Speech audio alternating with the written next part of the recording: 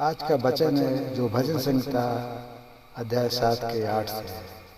परमेश्वर मेरी धार्मिकता और खराई ईमानदारी के अनुसार मेरा न्याय चुका दे।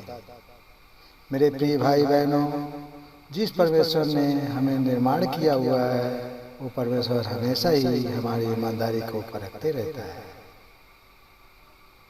और इसलिए उसे हमारी ईमानदारी का स्तर पूरी तरह से पता रहता है। ऐसा हो सकता है कि आपकी ईमानदारी का स्तर आपके घर वालों को पता नहीं होगा, आप जहाँ काम करते हो वहाँ के मालिक को पता नहीं होगा, परंतु परमेश्वर सब कुछ जानता है। आप दूसरे लोगों के सामने ईमानदारी का बाहरी दिखावा पहनकर अगर घूमते होगे तो भी आपके जीवन की सारी बेईमानी परमेश्वर जानता है। जो वचन हमने पढ़ा वो परमेश्वर के पास की गई एक प्रार्थना है। ऐसी ही प्रार्थना और एक वचन में लिखी गई है, हे परमेश्वर मेरा न्याय कर, क्योंकि मैं खराई से चलता रहा हूँ और मेरा भरोसा परमेश्वर पर अटल बना है। हे परमेश्वर मुझको जांच और परख, मेरे मन को और हृदय को परख। यह कितनी गंभीर प्रार्थना है। परमेश्वर के पास ऐसी प्रार्थना करना एक सचमुच एक बड़ी चुनौती है।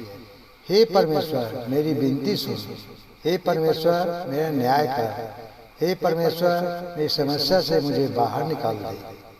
ऐसी प्रार्थना करना सचमुच ही आसान है और इसलिए बहुत सारे लोग इसी तरह से प्रार्थना करते हुए दिखाई देते हैं।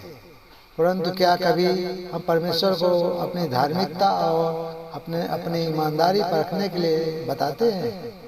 क्या कभी हम परमेश्वर को हमारे मन और हृदय को परखने के लिए बताते हैं?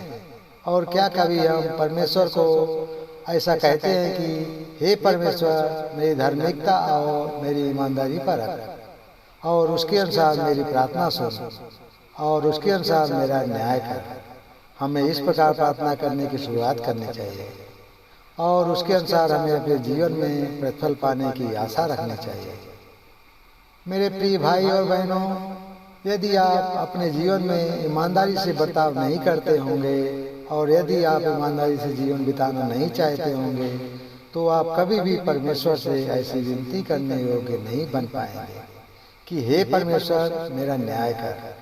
वचन में बताई हुई प्रार्थना करने के योग्य हमें बनना है, जिसके द्वारा हम भी परमेश्वर को कह सकें कि हम धार्मिकता से बर्ताव कर रहे हैं, मतलब हमें सारी बुराइयों से और पापों से नफरत है और जो कुछ उचित है वो हम जानते हैं और वही हम ईमानदारी से कहते हैं।